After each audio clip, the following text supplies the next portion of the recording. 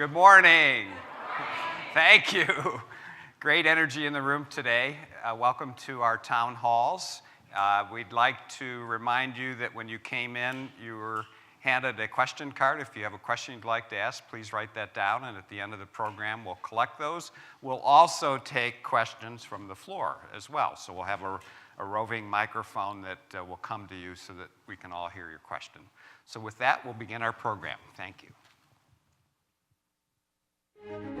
Together, we will expand our reach as both anchor and beacon, working to grow our already impressive brand.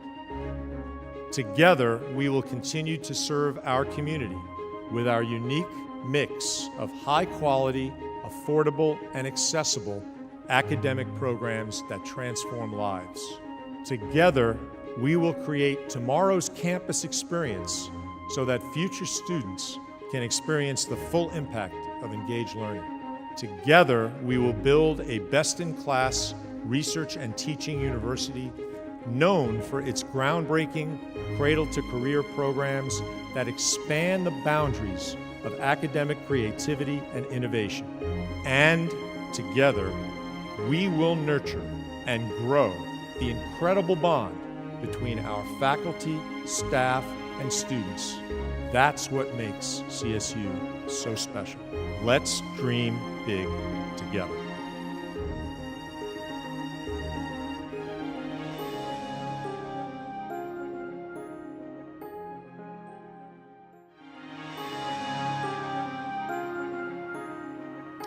Well, good morning.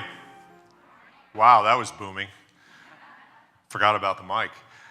Thank you all for being here, and it's been a fantastic experience for me so far. I'm entering my 10th month.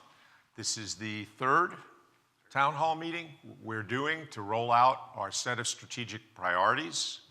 And I want to start by saying thank you to all of you, to all the folks on the stage that are here with me today and all of you, because this is our plan. And I know there's been a strong sentiment to want to know what the president is going to do. But I've been very intentional about making this about a collective effort. And as we roll through these strategic priorities today, I'll start by saying this is the culmination of several years' worth of work that started before I got here. Way back to the Path to 2020 plan. It continued through the search for a new president, where there were 3 ad hoc committees set up, one for faculty, one for staff, and one for students, that made some very specific and detailed recommendations on what the board chair should look for in a new president. We took those plans and used that as the starting point for the last 7 or 8 months, where we've been going across campus and meeting with groups, meeting with individuals. I started on day 1 with an open house, and I saw a lot of you there. And it's continued through, I think, a series of now over 42 meetings that we've had to get your thoughts about where we are, where we're going, and where we want to be in 5, 10, and 15 years. The other thing that was very intentional is, can I just get a show of hands? This is going to be a little bit of a test. How many of you have read our statement of strategic priorities? That's really great, and I appreciate that. It's 18 pages long, if you didn't notice. And that was intentional too, because I think it's important that we as a community weigh in on a substantial, what I would call a very rigorous and substantial document. So though that document has formed the blueprints of what we'll share today, and then we'll open it up for questions. So there's 7 pillars of our strategic priorities. They are based on a couple of general concepts that have been clear to me in my walks through campus and my conversations across campus since I've been here. One is the incredible opportunity before us. So the first thing that this has confirmed for me is we are at an incredibly interesting point in the university's growth and trajectory. It's a point where we have opportunities that no one else has, and that's been clear. A, we're urban. B, we're in a city that's on the rise. And C, our competitive edge is compelling. One of the main themes you'll see across these 7 priorities is our intent to deliver a meaningful 21st century education our way. And one of the things we're going to talk about, and we've talked about in that document, is how to better define what our way is. Our unique brand is ready for the next level. So it's not only about first choice students, where we're seeing more and more. And I've now been to, I think, 6 high schools in the area, and I think I'm going to a 7th next week. And one thing's clear, that over time, we are now becoming a first choice institution for a lot of these high schools. Schools that used to send us 1 and 2 students as freshmen are now sending us 6, 8, and 10 students. And that's going to be 16, 18, and 20 students. The interest that I get when I'm at some of these high schools is incredible. So the momentum is there. The next piece of that is, we can just go back to that last bullet. We will always be about access and affordability, and I've been saying it since day one. So it's an important component. It's in our DNA. We're going to keep focusing on that. The next piece is we are going to redouble our efforts on progression and graduation. We've done some really good work over the last 10 years, raising our rates of progression and increasing the number of graduates that we're producing into the Northeast Ohio economy. We can do better, and we will do better. I've been putting a stat out there. We have 2,000 freshmen, roughly, in our freshman class. About 600 don't make it to year 2. Now, you might say, wow, that's a lot. 10 years ago, it was 1,000 that didn't make it to year 2. We sometimes talk in percentages, and I like to talk in real numbers, because those real numbers equate to individuals. So my 3rd week here, we made a specific investment in success coaching for what we think are our highest risk students. And the early returns are very promising. And we're going to keep working on things, and one of the themes we'll talk about today is how to really focus in on graduation and retention. Obviously, we up here, the leaders of the institution, don't do this alone. It's all about the talent in this room. It's all about how we work together. It's all about getting the talents in the places that we need them. And I'm very focused on this. How many key punch operators are left in the workforce? Things are changing. We, as in academia, I think can be a little slow to change, sometimes for very good reasons. But other times, we need to pivot a little bit more. I think CSU has a great history in doing that. We're young as an institution, and that's going to enable us to focus in on how we recruit, grow, and retain our talent. So let's start with mission and vision, and these are new statements. 9 words, and I want to go back to what I said earlier about where this statement came from, and I'm going to read it because it's very important, and I think it's compelling. Empowering students, creating knowledge, engaging communities, shaping our world. This has been a work in progress for a couple of years, and as I talked to our faculty senate president and others on the stage, to get this down to 9 words was really incredible. If we asked them to get it down to 6 words, I might have to have a town hall in 2022, but 9 words is good, and it's very, very powerful.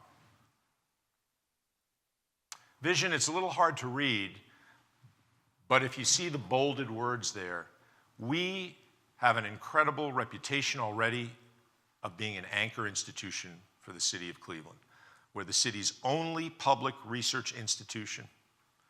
We're the only place where students can get an affordable exposure to cutting-edge research, things that are happening at private universities which cost 5 and 6 times the price point. Now, we are ready to become a beacon institution, and it's now part of our vision statement. And we'll talk about what that means in our several strategic priorities. What it means to me is we are ready to bring people in to experience our unique brand of engaged learning, to experience the kind of efforts that we put together on a day-to-day basis to train and educate students. And it enables us also to be a beacon for the city and the region. If we don't grow, Northeast Ohio can't grow. Investing in us is an investment in the future of the city. So we have broken these priorities in that document that you've all read into 7 major themes.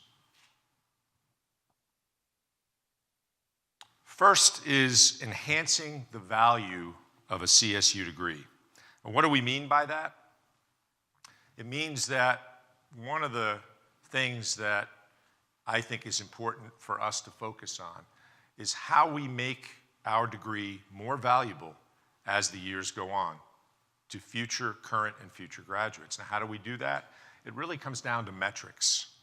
So to improve our standing, and let me back up and say this, it struck me as how many great things are happening on this campus from a research perspective, from a teaching perspective, and how, frankly, our rankings nationally don't reflect the great work that's going on here. So I sense it from all of you that we have a little bit of a chip on our shoulder. So part of my job, as I see it, is to make sure we get the recognition and other people recognize the things that are happening here. So how do we do that?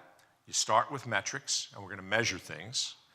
We need to do a better job in making sure that the great things we're doing are transferred into our rankings. So we're going to pay attention to some rankings, and we're going to integrate those rankings with the metrics that we set on enrollments, on student success, and on financials. And we're going to link these outcome measures to rankings. Second, differentiate on student success. We're already doing some really unique, fantastic things. What you saw the clip earlier of the new partnership with Parker Hannifin, a $5 million investment in a living learning community. We had a great meeting yesterday with the provost and others, and what an opportunity to set something up that's going to be groundbreaking. So I'm very excited about that. And that fits into several different priorities. Our role as an anchor and why it's important for us to provide that kind of opportunity for students that might not have it. And B, as a beacon, because if this works, and it will, other folks are going to be drawn to us because of what we're doing in that engaged learning sphere. We're going to take a look at our institutional scholarship policy. We actually have a very low discount rate relative to our peers, but we are providing close to $15 million a year in institutional aid to students above and beyond what they get from the federal government. We'll take a look at how we do it and whether we're doing enough of it, because those dollars are investments in the institution, because they bring us students. And then we're going to take a look at reviewing and improving and coordinating our student support services to focus on the current issues that are faced by students. As you all know, we get students these days with a host of issues that maybe they had 20 years ago, but they're a lot more on the forefront now, and for good reason. So we're going to look at that. The third priority is to enhance engaged learning. One of the things we learned early as we had our conversations was that there's a lot of different definitions of what engaged learning is. So first we're going to better define it, and then we're going to do the things that we're going to emphasize the things that make us unique. And one of them that's done particularly well in several of our schools is our co-op, paid internship, paid externship programs. It is the foundation on which this university has been built, back to the origins of Fenn College. And in all my discussions with business leaders across the city, they are ready to step up and commit to defined numbers of internships, paid externships, and co-ops for our students. So how we do this, how we brand this, how we market this is going to be one of the themes that we're going to talk about under engaged learning. The goal is that we want to be able to provide a paid experience for any student that wants one. That's the goal. So we're going to need to build a bank of these opportunities among our business leaders, and there's a lot of momentum for doing this, so I'm very excited about this. As I mentioned before, our anchor mission is critical, so we need to strengthen it. We're the primary developer of talent. We need to focus in a little bit more on the fields that are vital to the economic future of the region. Workforce development needs are key, but I've always been a believer that no matter what your major, if we put you in a place where you can experience or find a connection to the career and the profession of your choice, you will be a good employee. And all I hear across this region is how much everybody loves our students, because they work hard, they're gritty, they don't expect as much maybe as some students that go elsewhere. So we have a very good reputation on that front. As part of that, strengthening our relationships that are already there with CMSD, NeoMed, Parker Hannifin, and our own College of Health and Urban Affairs, which has a lot of relationships in government and quasi-government organizations which help promote our role as an anchor. I want to talk a little bit about becoming a beacon. Those of you that have been following, we just entered a new partnership with a company that is focused on international recruitments on both the undergraduate and graduate level. And this is exciting because of a number of reasons. One, it's going to fundamentally change the educational experience at CSU. It's a global world. That's kind of redundant. It's a global economy. The world is a very complex place, and it's going to benefit our students to have an experience that has more students from around the world with them. That's number one. And number two, as we go into one of the next themes, building financial strength, we need to grow. And we do need to grow with students that are willing to pay for the unique educational experience that we provide, and people want to pay. So we will be the 18th partner for this international firm that's recruiting students from all over the world to 18 universities, most of them in the United States. And we will be the lowest priced school among the 18. And all of those schools that were in this mix that are now part of our new partnership are top 200 ranked U.S. News and World Report schools. So it is a good club to be in. Our partners are very excited because they found something in us that was unique. So this is one of the themes that you're going to be hearing as we grow. The others, to be a beacon, you've heard about the Say Yes to Education program. We have a unique opportunity with our schools here in Cleveland to provide the number one landing spot for students that want to take advantage of it. And the other piece I already talked about, which is the surrounding schools in our 5 surrounding counties. Building financial strength. So as we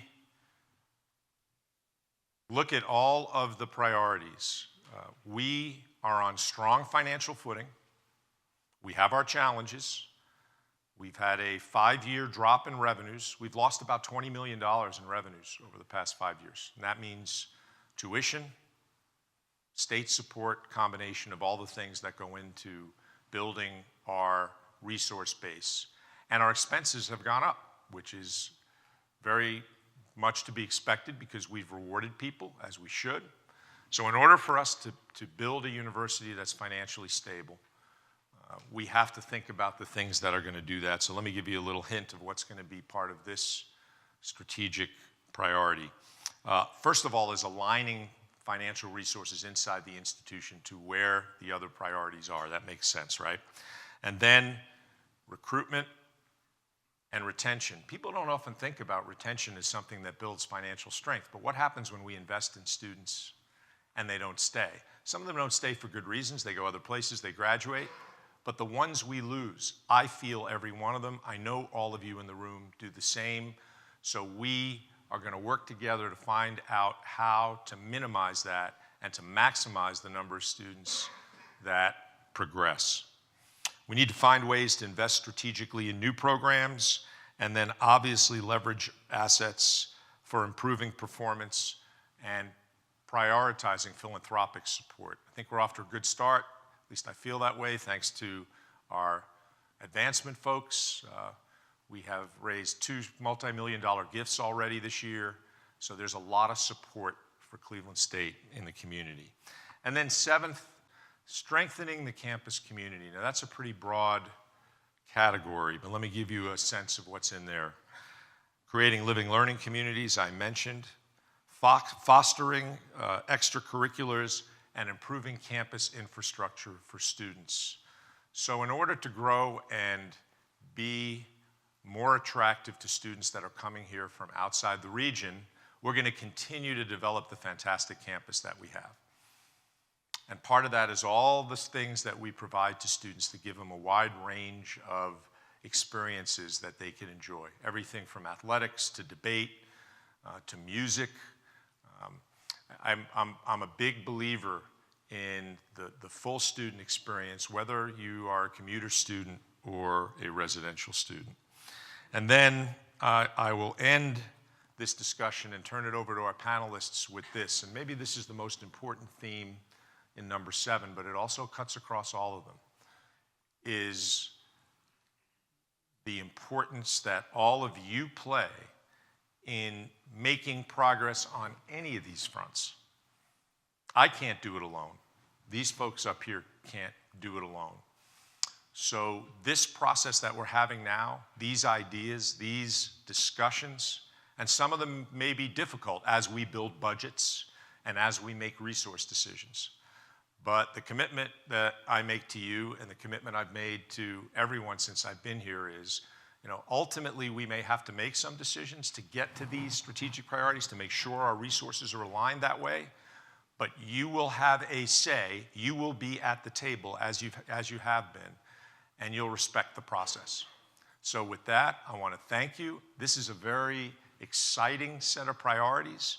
We're all excited to get started. And now I want to tell you why these folks are sitting here, because it's very intentional that I'm not up here by myself talking to you. And I think I'll turn it over to our panelists to see if they want to add anything. Good morning. Good morning. Thank you, President Sands. I'd like, each of us will introduce ourselves and make a few comments. And so I'll start. I'm Rob Spademan. I know many of you, but not all of you. I wear 2 hats currently at the university, Chief Marketing Officer and Interim Vice President for Enrollment. So my thoughts are that for the first time in my time here at CSU, you've got 7 sort of areas that we're going to be focused on going into the future. And this is where we're going to put our time, and this is where we're going to make our investments, as the President talked about. And for me, in my 2 roles here, I couldn't be happier. I mean, we have already kicked off a number of initiatives with respect to building financial strength and becoming both a better anchor and a new beacon in terms of enrollment. And those are some of the things the President talked about. We've been handed this enormous gift called Say Yes to Education in Cleveland that will help us recruit more CMSD kids. And on the other end of that spectrum is our new partnership with Shorelight that'll bring us students from all around the world. So can't be more excited about that. And engaged learning from a marketing standpoint really has been a differentiator for us. So strengthening that to me is music to my ears. I've always said that engaged learning, when I talk to parents, is really our promise and it's our purpose here at the university. And we can do that better than anyone else in the state of Ohio, I believe, because of where we are and the relationships that we have. So from my perspective, A+ on both of those, and I hope you embrace the 7 as well. Morning, I'm Janelle Hughes. I'm the Chief Talent Officer and Chief HR Officer. I've been here at CSU for 6 fabulous months. It's been fun since I arrived. This plan is extremely exciting to me. It is, for those of you who have read it, there is tremendous opportunity for us to do a campus-wide employee engagement effort where every one of you will have an opportunity to be engaged in our future.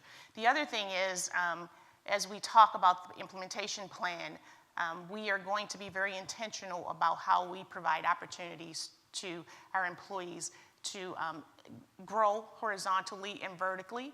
And so this is a door that has been presented to us by President Sands, and I look forward to opening that door with each and every one of you. Good morning. My name is Jianping Zhu. I'm the Provost and Senior Vice President for Academic Affairs. I've been here for more than 60 months rather than 6 months.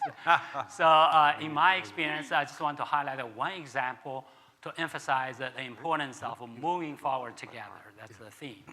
I have been involved intimately with our efforts for student success, that is, to retain more students and to make sure they graduate on time.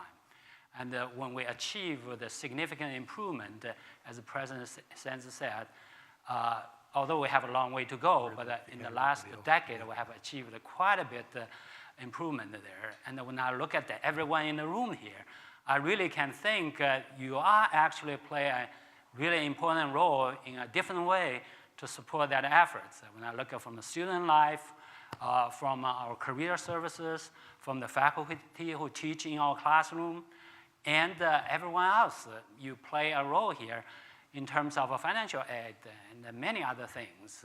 411, one-stop place for our students. So for the ones who I didn't mention, you are not outside of this. It's a collective effort. So I just want to make sure we are all in this together. And from my experience, I feel like we are an entire team here to move this forward. And we have accomplished a lot, but we have a long way to go. As the President just mentioned, for 2,000 students who come in, 600 don't make it into the second year. And we definitely need to do a lot more. And everyone in the room can play a significant role there. I'm very excited to work with you to further improve that. And I'm sure you are just as excited to move forward together. Good morning. My name is Samia Shaheen, and I'm currently the student body president here at Cleveland State. And although my term is coming to an end in about a month, I love Cleveland State so much that I'll be back in the fall. And so I'll be really excited to see. Tell them where you're going to do. I will be. If it all works out. Yes, I will be at the College of Law with Dean Fisher here. So I'm very excited for that, and I'm really looking forward to seeing how this strategic priority plan translates into action. And I really do appreciate the administration for involving the student body, because these 7 pillars rely heavily on the importance of students and how students succeed and the opportunities that we have post-graduation thanks to career services and thanks to the support from Student Life, and also thanks to having a strong academic foundation. So I'm really looking forward to seeing how this plan rolls out, but also, as the other panelists mentioned, it's going to take work from all of us as a collective whole, so I look forward to moving forward together. My name is Bill Bowen. I have the privilege of serving as the president of the Faculty Senate. I think I've been here longer than everybody else on stage put together. First thing I want to say about the plan is, putting it together, or the priorities. I guess it's really not a plan, but it was inclusive from my point of view. I coordinated 24 or more faculty members directly in the process of putting it together. So it did have comments, and the document did respond to those comments. My conversations with President Sands about it, my conclusion is his intent on it is to move us to the next level. I think that's the term, and I can't imagine people would object to that. I go around, I believe that the essence of leadership really is in communication. It's in two-way communication. So I go around and I try to talk to people, and I try to talk in a little bit more than superficial terms. And I am convinced that the content of the plan reflects the zeitgeist. It reflects the views of the community around here about where we need to go and what we need to do. So I'm on board with it, and I think we can do it and keep our academic standards and the quality of our education high. I hear all the time, attract, retain, graduate, and place students, and that's important, but I want to educate them somewhere in there too. And that means... Did I miss that word, Bill? We can do this and educate our students, I believe. That's everything I have to say. I'm Lee Fisher. I'm the Dean of the College of Law. Privileged to be so, and privileged to work with my fellow deans, a number of whom are here today. I'm entering my 6th decade, not at Cleveland State, but as a Clevelander, and have lived in this community most of my life, and I can say that I've never been more excited about the future of our city, of our region, and that's particularly because of Cleveland State University. We are Cleveland's secret sauce. I say that because the single greatest driver of economic growth of any city, of any region, or for that matter, even a state or a country, is talent. And we educate and develop and train that talent, and then we retain that talent because we're also Cleveland's brain gain university. And being able to retain and attract is key. It's not just retaining, it's attracting, which is why we're a beacon institution, a student-focused anchor and beacon institution. The words from Alice in Wonderland are that you can get anywhere. If you don't know where you're going, any road will take you there. We know where we're going, thanks to President Sands. He has hit the ground running like no CSU president I've ever seen. Although he's only the 2nd CSU president I've worked with since I've entered the doors, he's probably the 6th or 7th CSU president I've actually had the privilege of working with, if you count those times I was working outside of the institution. And we've had great, great presidents, but none have hit the ground running as quickly and as energetically as he has, and with the vision to take us on the road that will take not just us to the next level, but will help take the city and the region to the next level. There's no extra pay in that statement for you, Lee. Just checking. All right, thanks, Lee. So at this point, I'm looking, Gail's got the microphone. If you have a question that you wrote out, if you could raise your hand, we'll come collect those right now. And if anyone would like to stand and ask a question, please pop up and we'll bring a microphone over to you. So we've done it both ways so far. We've done it with just the microphone. We've done it with just the questionnaires. So this time we're going to try both. Do we have a volunteer? Right here. Ah. Dean Carlson gets the mic. Right, thank you. I'll step aside here, or maybe I'll just stand here. So yeah, I'm Annette Carlson. I'm the Dean of the Washkowicz College of Engineering. So we're very excited about this plan, of course. I mean, we're centered there with the co-ops, right?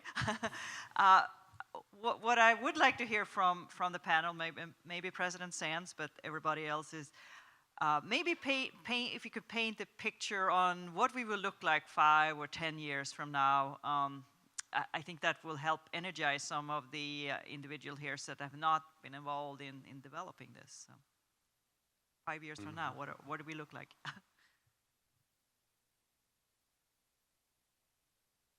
Oh, you're all waiting for me. Well, I think I've given, Annette, thank you for the question. I think I've given a sense of where we're going to focus. And I've had kind of a interesting debate in my own head about whether we should go out with some aspirational goals in terms of research, in terms of students, in terms of metrics. I'm going to let us work as a team a little bit more on the metrics before we go out and set those goals. Because I do believe that any good organization, and I'm listening to what Bill and Lee and others have said so far, for us to, good leaders usually set goals that are a combination of aspirational and achievable. I think all of us seek greatness and want to get to that next level, and helping shoot for that next level is something I've always done. And I've really had the experience of, no matter whether you think that goal is aspirational or not, I'll be 100% behind us reaching it. And no organization I've ever been with has ever disappointed me. So I'm going to think on that. If I put some metrics out there now, that's all you'll walk away with. And I think it's important right now you think about these themes on, anchor, beacon, student focus, research, investing resources in the right areas. I mean, those are the things that we're going to work on as we look at implementation. Did anybody want to add? I'll take a shot at it from a workplace perspective. Other than I'm likely to have a lot more gray hair than I have now. I think that I would love for us to be a great place to work in 5 years, where we are recognized as a place where people want to come to work because we not only embrace diversity, but we celebrate diversity, where people are clear as to what they're accountable for, where we have a system of clear performance management and that people are rewarded and recognized for what they do. And so 5 years from now, I would like for us to be on a cover of one of the great places to work. Yeah, I'll say it's 20 years ago, Cleveland State was, if you ask people about it, it didn't have an image. Nobody knew about it at all. And now we are a place, right? Now we're here. And I think 5 years from now, we can be recognized, not just as being here, but for being a high-quality university. I'll add a national model on the cover of Time magazine Like that? of a student-focused institution embedded and engaged with its community that retains and attracts some of the best talent in the world. That requires Time magazine to still be in business. That's true. Okay, how about any magazine? Time.com. There's a I think we have a question question up here, Lauren or Gail. Yeah, thanks. I'm going to do what I've seen other people do at town halls. I'm going to take my jacket off. You're all welcome to join me. I don't know. I've never seen Lee without a sport coat on. I don't know if he'll do it. Okay, my name is Ashutosh Dixit, and I'm a professor of marketing in the College of Business. And first of all, congratulations for putting such an excellent plan in such a short time. And I'm really excited about the work that is going on. And there are two things which I wanted to mention. One is like differentiate on student success. So that is something which is very, very important for us. And we have examples in Ohio, like Miami University, and they are just like private education at a public cost. So like, are we going to emulate them or better them? Because like that seems to me like a key branding strategy that will take us and give us a definite positioning in the mind of the students, and that will take care of the retention issues as well. Because what I've seen in Cleveland, like a lot of good students, they go to other universities rather than coming to Cleveland State. So they will prefer like Miami over us. So is there any plan like in terms of making the brand stronger? And that was one thing. And the second thing is about the finances. Because build financial strength, that is very, very important for us. So what are the measures that we are thinking? Like, is it executive education, like Case Western, or is it, like, what are the plans to get? Or like High Point University in North Carolina, for example, they're very high on fundraising, like donors. So are we going to follow those models, or what are the specific plans? Okay, well, let me just give two quick answers to those, and I'll let other people jump in. First of all, I do think we have a differentiated brand already. I mean, we are literally sitting right now in downtown Cleveland. None of the other universities in the state are. When students are talking and parents are talking to us these days, the trend is toward an urban education, because urban is where the jobs are. We have the connections with the companies, we have the relationships here, we have the arts, the experience. That's where students want to be. So that, for one. And then our connection to the city is something that I think, from a marketing perspective, works really well, and we'll focus on that. In terms of the specific programs that we're going to focus on, you're right, Ashutosh. We haven't laid out a lot here today in terms of specifics on that, but some of that has to be granular. We have to have that from the people that are closest to the students, closest to the market, give us their feedback, whether it be the law school, the business school, engineering school. What are those programs that need to grow? That's the next step in this. Which programs are we going to focus on that are attractive. And I urge all of you in the room, when you think about it, because it does matter how we market ourselves, we have to pivot somewhat to the market in order to attract students that want our particular brand of education. And that involves maybe taking some programs that have existed in a particular way for a long period of time and matching them with other things that we already offer, or maybe in some cases we don't offer, so that it's market relevant. So that's the focus. You want to add anything? Yeah, I would like to add to that, to your first question. I really think we're in a different mission compared to Miami University.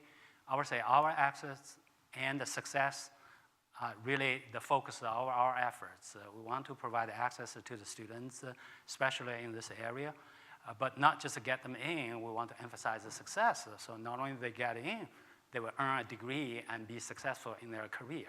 So if you look at the Brookings report, we are really ahead of Miami. Actually, we are the only university actually ranked in terms of social mobility for the students who otherwise would not have had a chance to really move up. So I think that is our focus. Now, having said that, access is not our only effort. We also want to become a beacon institution, attract talents globally. So I think that's the differential point. Regarding your budget question, I think we need to look at it holistically. We cannot just in a mood of get by every year, let's piece together. We have some carryover money here and there, we can scrap and get together and get by another year. We really need to look at the long-term plan. And so right now we're starting doing the budget in a 2-year cycle that is, I think, in sync with the state biannual budget process.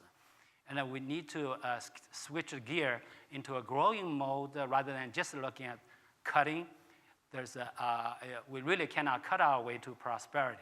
So it needs to be a combination of seeking new opportunity, growing our revenue, but also look at the efficiency improvement, making our program more responsive to the societal need, and then make the organization more efficient.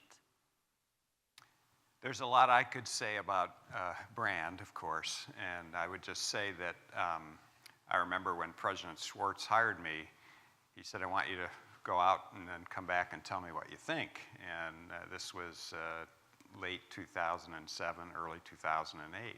And he called me into his office and he said, so, what do you think? And I said, well, it's amazing. I think the reality is better than the perception.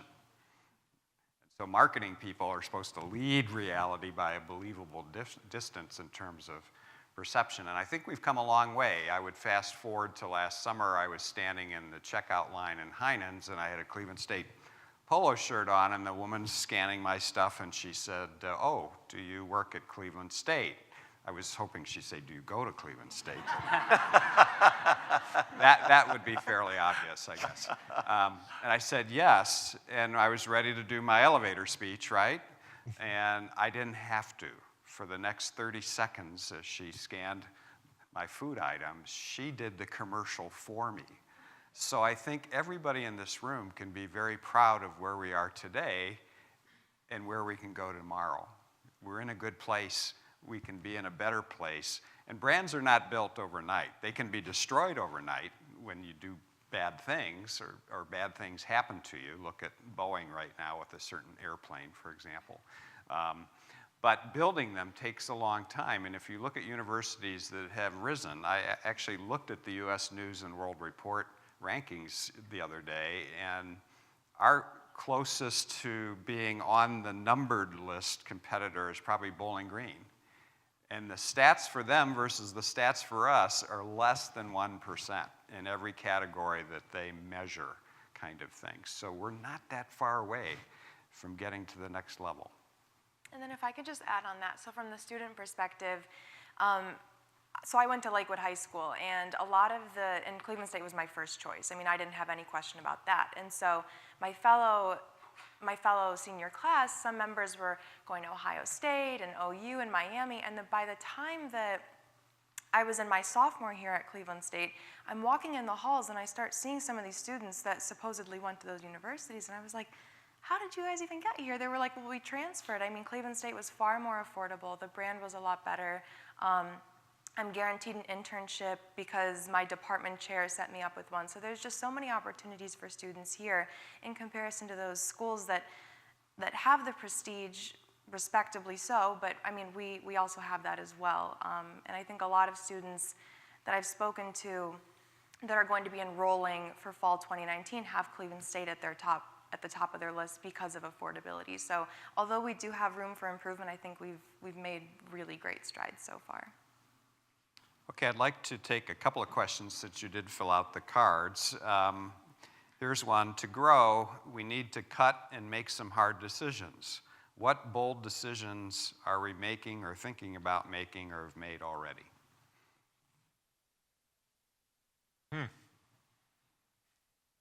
As you wait with bated breath. I think those discussions are happening as part of our two particular groups that are working on this right now. One is our strategic implementation group that's trying to take these priorities and figure out what those goals will be under each of these 7 themes. And the other is we've been very intentional about partnering with our faculty and staff in building a 2-year budget for the next 2-year cycle that's going to prepare us for what's behind us and what we talked about today. So stay tuned and you'll find out more. But I think one of the things that you should expect is we are going to invest. We are going to invest. It's not just going to be a one-sided ledger where we reduce particular parts. We have a budget gap, that's what I'm calling it, and we will have to make some decisions on that gap. So as you think through what these discussions that we're having today, and you have already read the statements of priorities, we will ask you for your support in moving forward. I want to say something on that. I've been on the budget committee now for years, and I was on the strategic restructuring committee last year, and I'm on the planning and budget advisory committee this year, so I pay a lot of attention. And if things are not done now, if there are not measures taken now to sort of bring the budget into kilter, 7 years on down the way, we're going to be in the kind of condition that Bowling Green, or not Bowling Green, Wright State is in. So, I mean, now is really the time to do it. There has to be some decisions made that are going to on the margins change the way money is spent and invested around here. So let me flip this into one of the challenges I see for all of us, and I've raised this with our deans and our vice presidents. We have had 8 straight years of graduate enrollment declines. 8 straight years. Now, how do you invest in an institution and do all the things that we all want to do when one of the main pillars of our educational enterprise has been on the downswing? So what I challenged our leadership team to do is we need to turn over every rock and make sure we are making it easy for students to choose us. Sometimes we're our own worst enemy. We set pretty laborious processes for applying. We don't review files because they're incomplete and they're missing a score, even though we have an unofficial transcript. Things like that are things that I've asked for support, because ultimately we need these students. We want to train these students. We want to educate these students. How's that, Bill? We want to educate them. This is, to me, the best way to deal with any kind of gap, because it's on the revenue side of the ledger. The better we do at reversing that trend, the more we'll be able to invest in the things we talked about today. And I'll leave you with this thought on that note. I feel it's our responsibility to tell our leadership, the trustees, that if we are going to say that the demographics have changed or there's outside factors and we're struggling as other people. Before we say that, as other universities, before we say that, we have to commit that we've done everything in our power to reverse that trend. So that's the challenge, I think, for us. So I'm going to be focusing resources on that because in my experience, that's the best use of our resources. Then we're having a discussion later on how to spend the resources that we have. So that's one of the tactics we'll use to address the resource challenge. And I'd like to comment on that, President Sands, because the question said, have we made any bold decisions? And so we can certainly talk about the hard decisions we have to make, but if you're not familiar with this Shorelight partnership, this is huge. I mean, this is, for us to take our own resources and invest to get to where we can potentially get with the amount of students they can bring us would take years and a ton of money that we don't have right now. That's a very bold decision. Another one, and then I'll quit, is we no longer send students in Cuyahoga County or Lorain County a letter that says, sorry, you don't meet our requirements. Go to a community college. We now find us later, which they often don't do. Yeah. Sorry. So we now, with programs that we've announced, and some of you came to those announcements, at both schools, we send congratulations, you are now in this program we've developed, unique program we've developed with Cuyahoga Community College and Lorain County Community College, and there is a two-way conversation going on while they're in their first couple of years at the community college, and then they come here. Now that's not going to flip a switch today because it's 2 years away for those folks, but I'll give you a number. The folks that we would have denied this year in Cuyahoga County, that's about 600 students who are receiving this letter and or marketing materials encouraging them to be part of what we call with Tri-C the Degree Link program. So those are bold decisions that aren't replicated anywhere else that we are doing that are on the flip side of that coin. So you might ask what my role is in that. I'm empowering Rob and I'm empowering the folks in these offices that have been part of the way we've done this and the decisions that are made, whether it be on the graduate side, the undergraduate side, the deans, to have the flexibility to make these decisions. If a student has a 2.99 and the limit is a 3.0, what do you think we should do? And these are they don't sound bold, but 500-600 students. The international partnership could generate, if we do it right, thousands of students.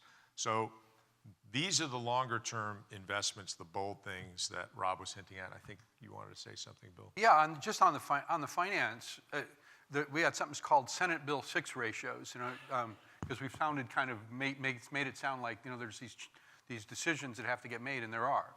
But I think it's important for everybody to understand that if you look at what's called the Senate Bill 6 ratios, those are measures that the state uses to judge the financial health of the university. We're right in the middle of the pack, right, of the state university. So, although we've got these challenges and whatnot, this university is basically sound financially, and because I know people get feelings of angst about it, and at this point, I just want to repeat, we are basically financially sound.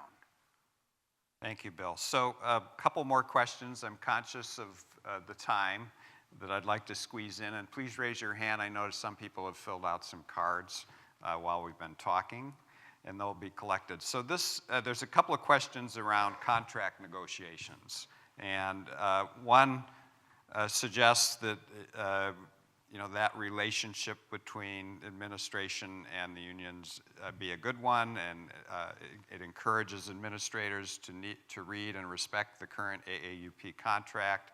And here's the question: how will future CSU AAUP contract negotiations take into account the increased work expected from faculty to really implement the goals of engaged learning? I'll take that one. All along the way in the AAUP contract, I think we have been very conscious about the various priorities the university would like to implement. just give you one example, I know it's in a lot of people's mind.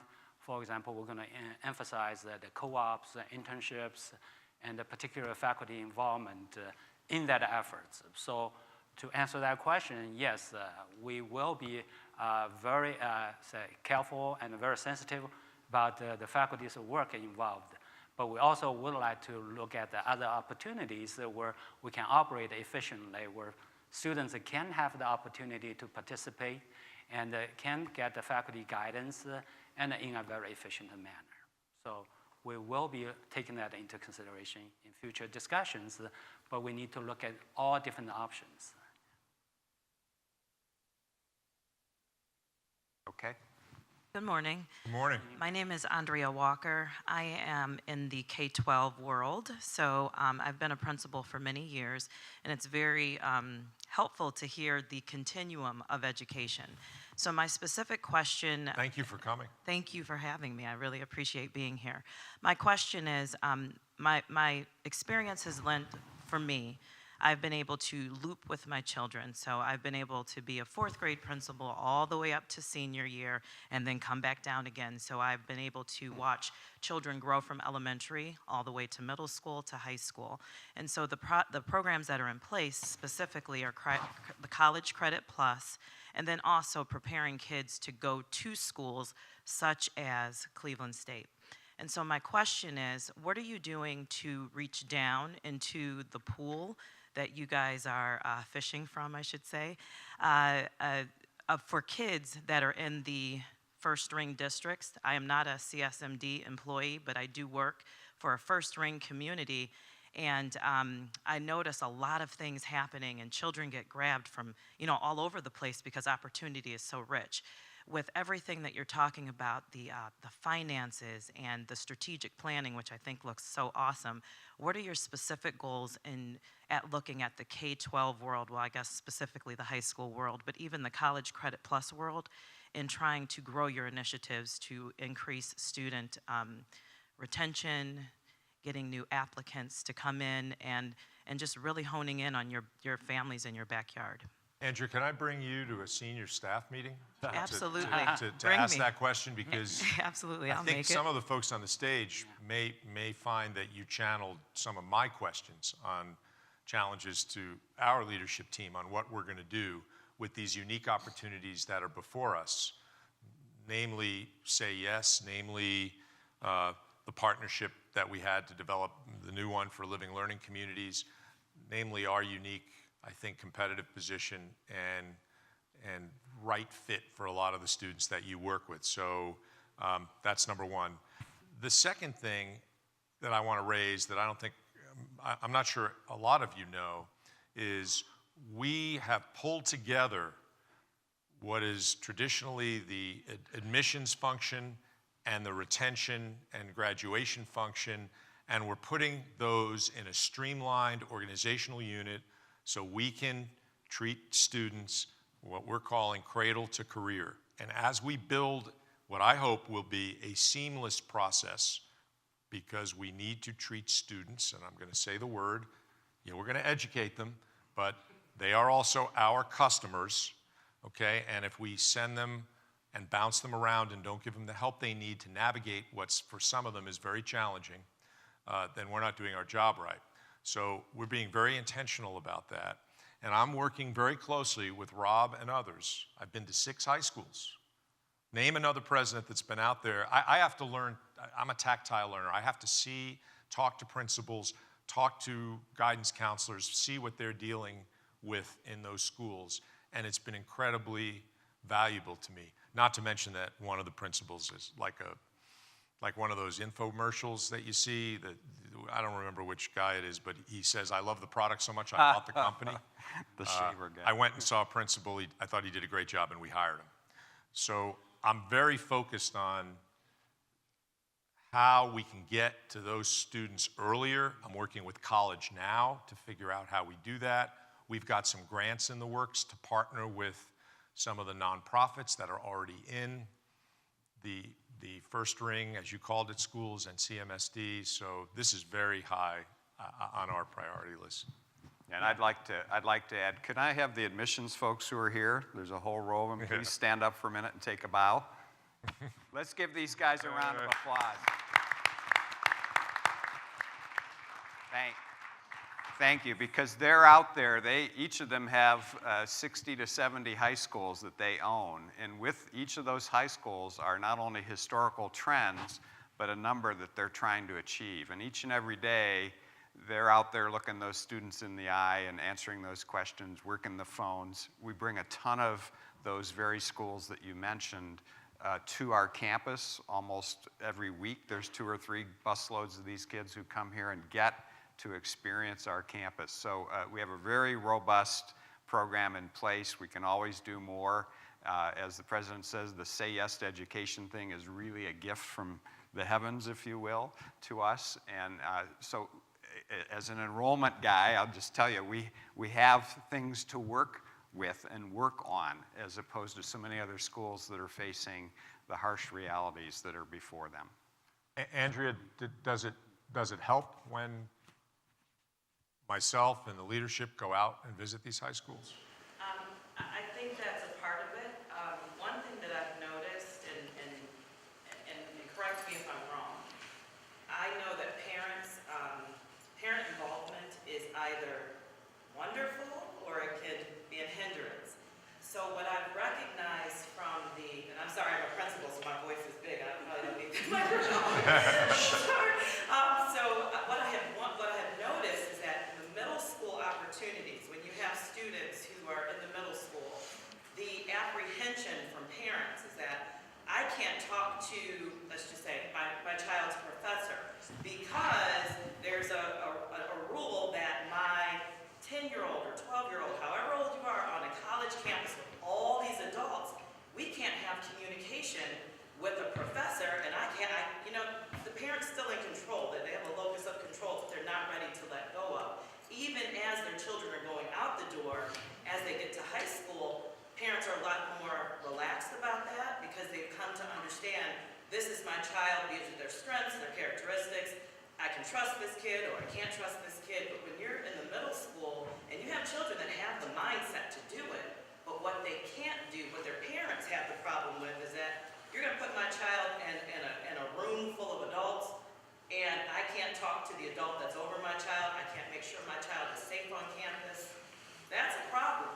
And it's not that we don't have children that could master it, because there's some smart, there are kids that are out here doing some beautiful things, they have beautiful brains, but it's the parent piece, it's making the parent comfortable. And that's a piece that I feel in the middle school area that we're missing. But if you get to the high school area, you still have some parents like, oh no, my daughter might try to date this guy, it happens. Think about it. How many of you have daughters? You're like, wait a minute, I don't want you dating the boy down the street, let alone a kid in the college arena. So you have things that are on parents' minds, and I get it. I know it's a delicate dance, but I feel if you could engage the parents, you could engage more of the K-12 process by maintaining some form of safety. School shootings are out there, just like college shootings are out there. That's something I deal with every single day. What's the plan if this happens? What's the plan if this happens? So. Thank you. Oh, I'm sorry. No, I'm gonna grab you after. Okay.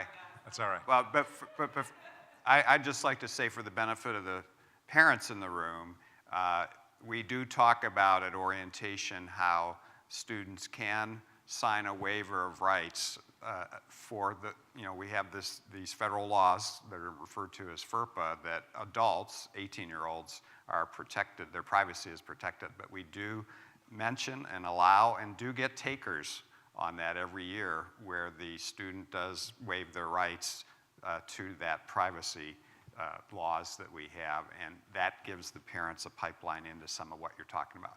In terms of who your son or daughter dates, that goes beyond anything. So I want to throw out one more question here. I'm conscious of time, and there are plenty of questions we didn't get to, questions about many different topics from parking to race relations. So what we'll do on our website for the questions we didn't get to, we'll go ahead and try to answer them and post them we have a website, right, Rob? Yes, absolutely. Okay, we'll take care of those. So what's next? So one more. How do we address issues of underprepared students without putting an undue burden on faculty and maintain quality and academic integrity? Well, I'll take that one. We have a number of support programs. Actually, CSU takes a great pride on preparing students who sometimes we think are underprepared to be successful. Just to use one example, the president mentioned in his opening remarks, the Success Coach program. Those coaches really, literally are tracking our students' progress 24/7. If they run into issues, whether it's financial issues, family issues, or some other issues outside the classroom, they're trying to address that, and they guide the students to the support services that we have. And many of you probably don't realize how much efforts we're making and the kind of support the university is providing. We have a care team, we have a food pantry on campus, we have emergency grants, we have various kind of support services in place to support our faculty's work in classroom. So let me talk about the academic piece. And I've had these discussions with faculty. My experience has been, I've never met a faculty member that won't help a student that needs help in the classroom. Never. I've never run across it. The challenge is a student who wants to learn and is having trouble keeping up, I've never met a faculty member who won't help that student. The challenge for us is, as we try to grow the university and we have a wide range of students in these classes, and I've had this philosophical discussion, Bill and I have talked about it, other faculty members have talked about it. It is challenging because you have, in some cases, what's almost developing as a reverse bell curve with students that are coming in on one end and very high aptitude students on another. Very difficult, and I've taught many, many classes to teach to that.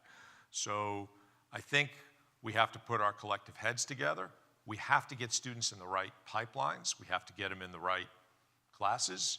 I think it's a number of things that we have to do to tackle that challenge. But I'll end this by saying that, and I said this at the last town hall, I believe we have a social contract with students we are going to admit.